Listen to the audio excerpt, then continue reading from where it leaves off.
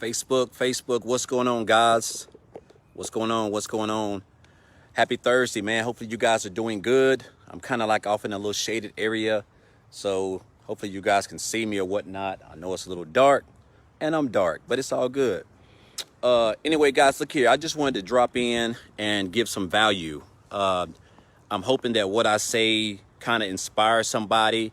I'm hoping that what I say kind of lifts somebody up or whatnot, because, everybody is battling something. And a lot of times, guys, we're struggling with who we are in general, regardless of what everybody else is saying, or, our toughest thing is believing in ourselves. You dig what I'm saying? So it ain't really nothing else. The number one thing that has a lot to do with a person's success is believing in themselves. And if you believe in yourself, then, the ceiling as far as like where you can go and, your path to being successful or greatness or whatever is really high. But if you don't believe in yourself, then you may look at like where you are is, that's as good as it gets. Prime example. So I'm gonna give you guys a little story, and this is what kind of prompted me to do this video. And so like I said, man, hopefully somebody gets some value from this. But anyway, so as you can see what it says in the subject, man, like, where you start doesn't necessarily have to be, where you start doesn't necessarily mean that's where you're going to end. That's why I named it this, but this was a perfect thing. So anyway, I don't know if you guys are into sports or anything, but and if you can hear me, man, hit the like button. Let me know that you guys can hear me. I'm kind of like, I'm out in a wooded area, so I want to make sure that you guys can hear me or whatnot. But let me know that you guys can hear me. Hit the heart button or whatever. But so, I don't know if you guys are into sports or not, but I am. I grew up playing sports and etc. And believe it or not, man, I always thought that if I would have been like about 3 or 4 more inches taller, I think I would have played in the NBA. My dad was 6'9" and my mom was like 5'2", so, and I ended up being 5'9", while most of my brothers are 6 feet and over. But anyway, what I'm trying to say is, guys, look at, so I was watching the NFL draft the other day, and they were talking about all these quarterbacks. And, I remember this one quarterback, his name's Trey Lance. So if anybody knows anything about college football, they've been keeping up with this, they know what I'm talking about.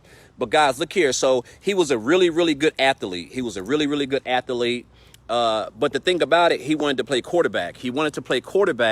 And he was really good. Well, he was so good, but a lot of the other top colleges like Tennessee, Alabama, Georgia, Florida, Clemson, Florida State, those type of schools, they didn't look at him as a quarterback. They wanted him to play corner. They wanted him to play wide receiver, but he wanted to play quarterback because that's what he was, So, while all these other athletes were getting, and I want to throw this in there, these guys weren't better than him. He was way better than him, but for whatever reason, they didn't want to recruit him as a quarterback. So after sending out all these letters and trying to, convince people and stuff like that, guys, nobody gave over 3/4 of all these high profile universities wouldn't accept him as a quarterback. Now, they would accept him for anything else, but he was determined to play quarterback. It didn't matter. And so, guys, look here. It was 2 schools out of all the colleges in the United States, all these athletes. It was just 2 schools that offered him one school. Let me get it back. One school offered him a scholarship to play quarterback out of all the colleges. And this guy was phenomenal. You guys can go back and watch his tape. Trey Lance, this guy's phenomenal. And so this school, North Dakota State, I think it's like a Division II school. So it's a little small country school or whatever. So they're really not known for anything, But guys, look here. My point is this. This guy could have gave up. This guy started high profile. He came in, and of course he didn't even get a scholarship offer from the university in his own town, in the city that he was in. They didn't even give him a scholarship. They didn't even offer him one to play quarterback. So he goes off, guys, and he plays for North Dakota State, which is like, anybody in sports is going to be like, man, this is a bum school. These players is whack. The university is whack. I never heard of it. It's just a little small. It kind of reminds me out right where I'm at right here. It's just a little small, little hooded area or whatnot. But guys, what he does, he had one person that believed that he could play quarterback in there for their university. And guys, look here. He goes in there. And remember this. Look, guys, he was a highly touted quarterback. But see, when you highly touted and you come out of high school and you finally get to college, people kind of forget all about you. And they because athletes come in every year. Guys, this guy was determined to play quarterback. He had one school out of all these schools that gave him an opportunity to play quarterback. He played quarterback. Guys, he excelled. He excelled. And I mean, the crazy part about it is this. For like 3 years, nobody even knew anything about this guy until he just got to lighten it up on the boards. And I even try to tell my son this. When you're good, they'll find you. And make a long story short, because I don't want this long. Guys, this guy went from being a nobody in the eyes of all the NFL scouts, college scouts, all these schools, all this stuff. This guy went from being a nobody going to a small school, started at a little small school, I think population probably like 3,000. It was nothing, small, to being the third pick. The third pick, I'm sorry, let me get it right. 1, 2, 3. I want to say it was either the third or fourth pick. It's the third pick. The third pick in the draft, the NFL draft that just happened like last week or something like that, a couple of days, last weekend. Now take this into consideration, guys, because this is why I named this is not where you start. Where you start ain't got nothing to do with where you end. Most quarterbacks who, let's just say they give up because a lot of the big schools, they're really good in high school. And a lot of the big schools say, well, you're just not good enough to play quarterback for my school. And so a lot of people get discouraged because they let people tell them. They allow people's opinions of themselves to get to them. I've said this so many times. A person's opinion of you has nothing to do with you. A person's opinion of me has nothing to do with me. And I'm going to show you guys in a minute my point. But a lot of these kids, they believe that, and so they go play college ball. They're discouraged. They thinking they're not going to have a good chance to go to the pros, and so they play college ball. They're discouraged, and they graduate and they just go get a job, But this guy was different, and this ain't just his story. There's so many success stories like this. But my point is this: it's not where you started. Where you start has nothing to do with where you end. See, a lot of us become complacent. We think, oh, well, this is as good as it gets. I make $12 an hour. If I stay here 3 more years, I'll be topped out at $15 an hour. This is as good as it gets. I've got seniority. I've been here 7 years, and you just settle. You have just sat there and just settle, which is a very dangerous thing to do. And it's also a selfish thing to do, in my opinion, because you didn't even give yourself an opportunity because you settled at the first thing that made you feel comfortable. But this guy did not settle. He went on and excelled, and he started at a small school where nobody knew anything about him. And he defied the odds. He didn't listen to people telling him, "Hey, we'll take it. We'll take you, give you a scholarship to play corner or safety or whatever." No, he wanted to play quarterback. He believed in himself. The key to success, first and foremost, starts with believing in yourself. I've said this so many times, man. It's like gasoline to a gas tank in your car. You have to believe in yourself because you're gonna have so many people that doubt you. You're going to have your own family. Some people's own wives and husbands, they doubt them because it's a system. You get adjusted to a regular system and you just become comfortable and you just live out your days miserable, just an old grumpy man or woman, because you have settled all your life. Why? Because you didn't even try to reach your potential. You know what I'm saying? Everybody has it on the inside of them. Everybody has potential. You know what potential means? Potential is what another person can look at you and say they think that you can reach that pinnacle. They think that you have that what's called the it factor. Like, man, that guy's got potential. A lot of players get drafted off potential, and et cetera. Like, he's got potential. But sometimes it takes somebody else to see that in you because a lot of times we don't see that. It's been things, guys, about myself. People have seen in me and I'm like, I didn't see it in myself. But when you got like multiple people telling you that, It's some truth to that. You know, you just got to tap in and start believing in yourself. So he believed in himself. He started a small school, but guess where he ended at? He ended in the NFL. He didn't let, well, just because I'm going to North Dakota State. No, it's not University of Alabama. It's not the University of Florida or Georgia or whatever. Oh yeah, I had people telling me I can't play quarterback. I need to switch another position. Guys, he didn't have it. He stuck with it. He believed in himself, and that's why now he's fixing to make millions of dollars coming from a small town. And I like to use myself as an example, because right where I'm standing right now, guys, look here, 2010, 11, 12. Right where I'm standing right now, guys, about 10 years ago, actually longer than that, I'm sorry, about 11 years ago, right here where I'm standing at right now, guys, I was homeless right here in this spot right here. I was homeless right here in this spot right here, and I slept right here. This is the God honest truth. I'm going to show you guys something.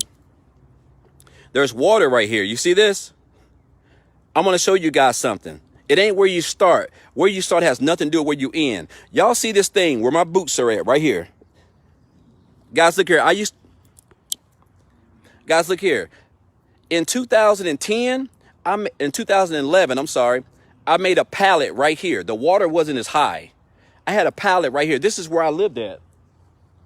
I can't make this up, man. I can't make this up. This is where I lived at, and I will sleep right here. I'm gonna show you guys once again what this looked like. For people who really think that their lives is just miserable and they can't get it together and this is as good as it gets.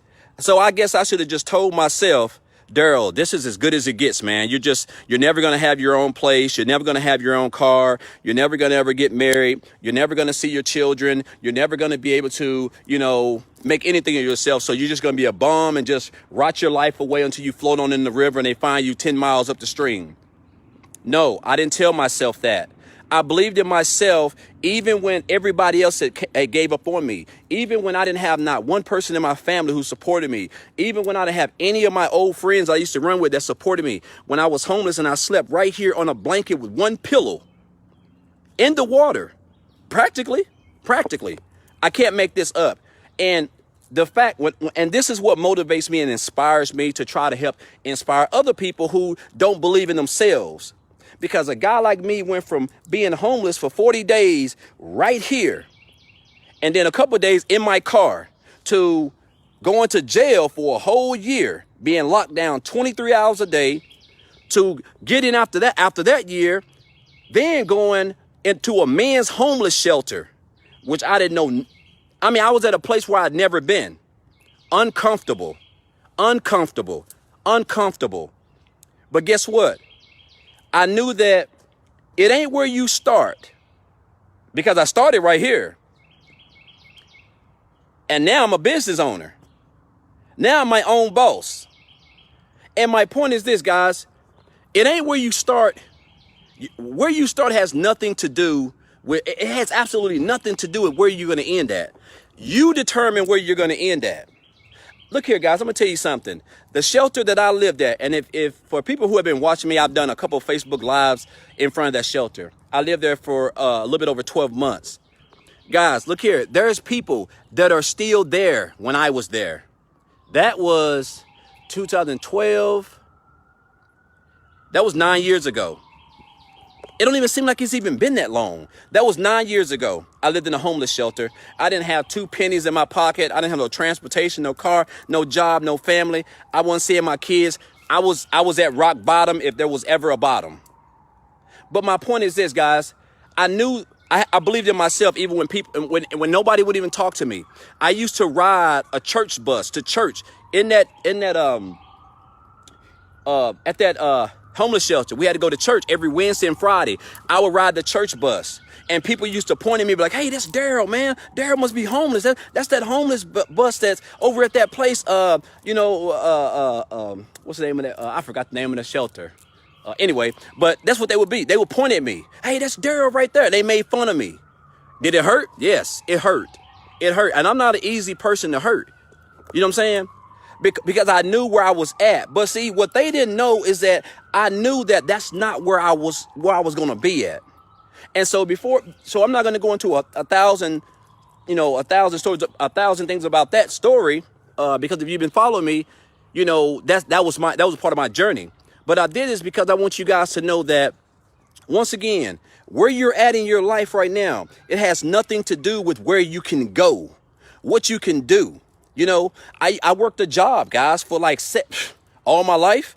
I was a welder for like 17 years. I just thought that was going to be my thing. Like, hey, I'm just going to, have a craft and I was going to make good money. But the thing about it, I wasn't going to be able to travel. I wasn't going to be able to spend time with my kids. I wasn't going to be able to enjoy time with my wife, which I wasn't even married at the time. I wasn't going to be able to just live life on my own terms like I'm doing now. Because first of all, I didn't settle. And second of all, when opportunities come, you can't pass them by. You just can't. You just cannot pass opportunities by. You just can't. If you care anything about your family, yourself, your life, your grandchildren, you cannot pass by opportunities. You just can't. I don't care how uncomfortable it seems, like, oh, I just can't do this, or how do you know? How do you know? I would have never thought, 10 years ago, 11 years ago, what's that, 12, 8? I would never thought 11 years ago I'd be right here doing a Facebook Live talking about a place where I used to sleep. And then I left here and I would go up, there's a Hardee's right up the street.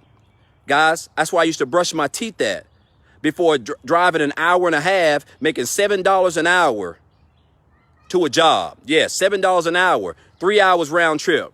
Let that sink in. Sometimes, guys, you have to do what you got to do, and you got to do it even if it makes you feel uncomfortable. But my point is this, once again, where you start has nothing to do with where you end. It doesn't matter if anybody believes in you. You have to believe in yourself, and you have to tell yourself, hey, I deserve it. And when you tell yourself that, you speak that into existence, you keep God first, guess what? I've said this 1,000 times, guys. The blessing, the testing always comes before the blessing. See, God needs to know if you're ready. Before he bless you, he got to find out, are you ready for this blessing? Because this is going to be something that's going to be way bigger than, I tell you what, it's almost like a situation like, look here, you got people who have more materialistic things than other people, but yet they still don't like a person, and they have more material things than that person. And you got to ask yourself, well, why you don't like me? I don't even have anything.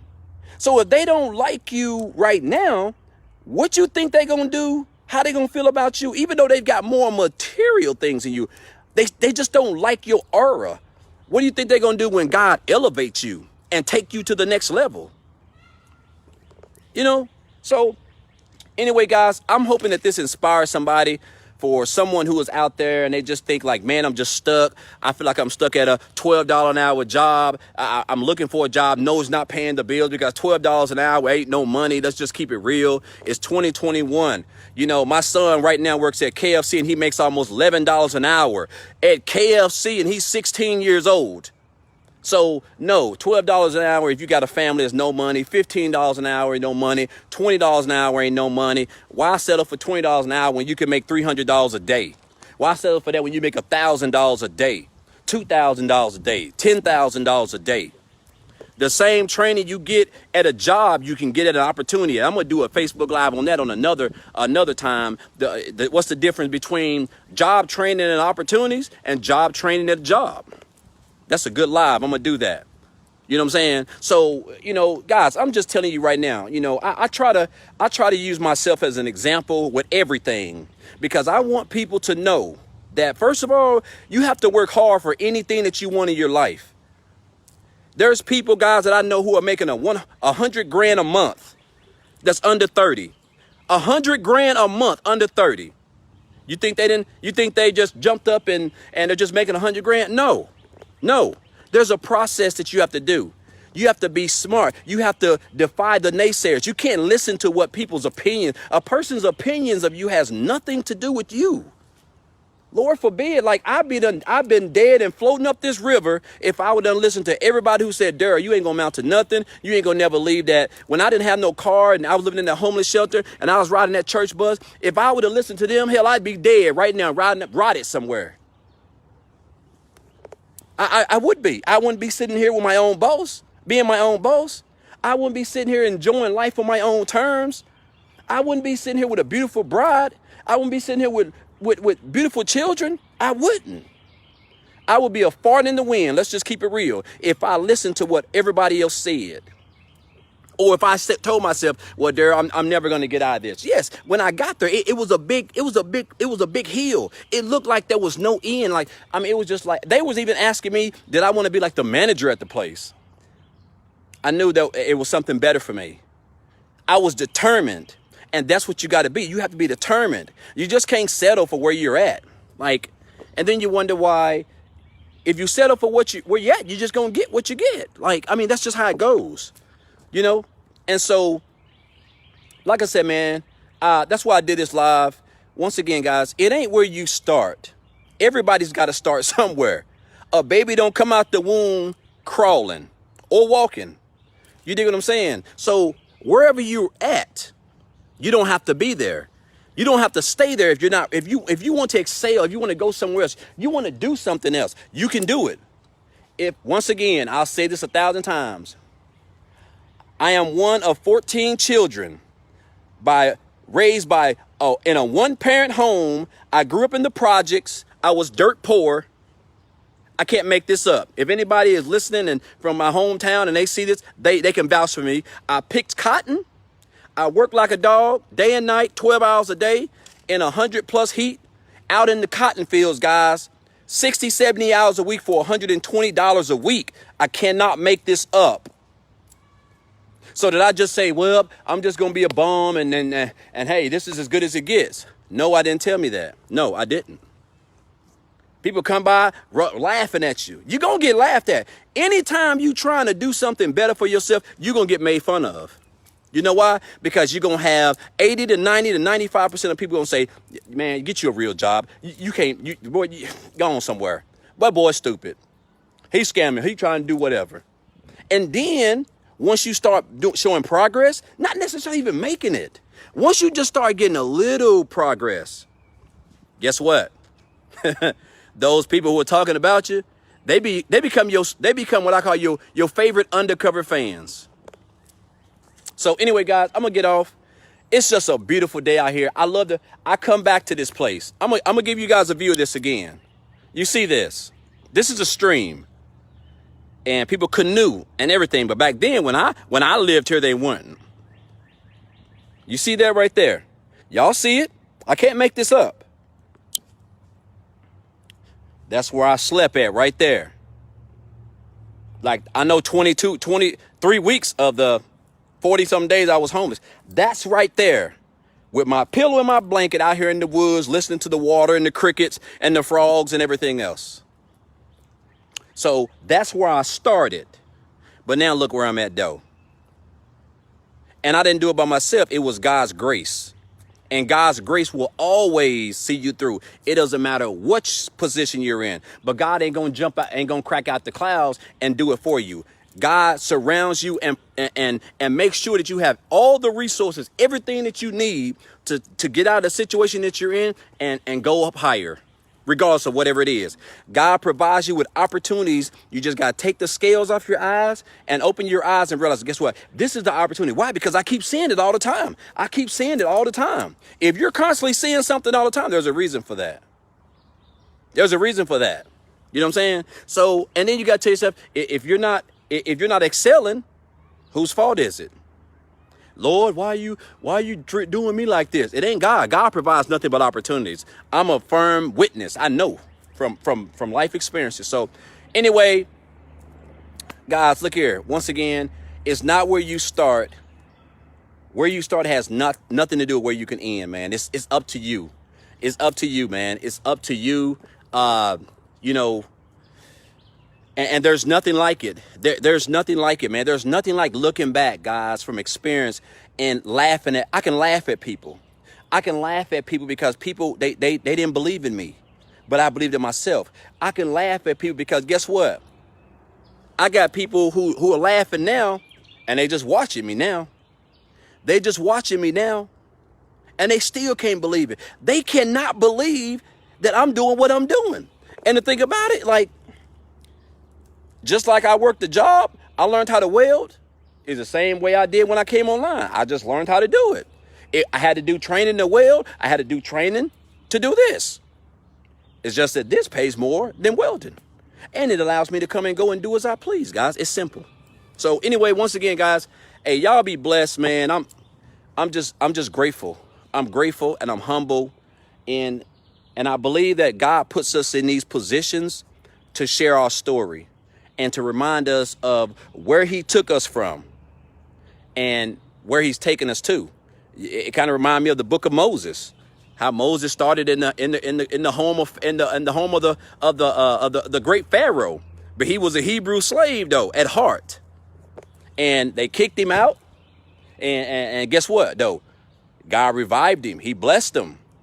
The rest is history. That's where you're at. That's you. That was me.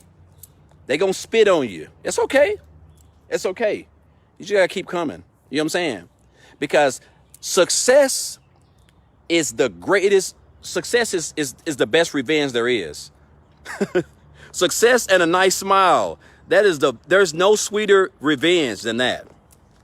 There's no sweeter revenge. You ain't gotta fight them. You ain't gotta cuss at them, harass them, talk bad about them. Just keep doing what you're doing and let success speak for itself.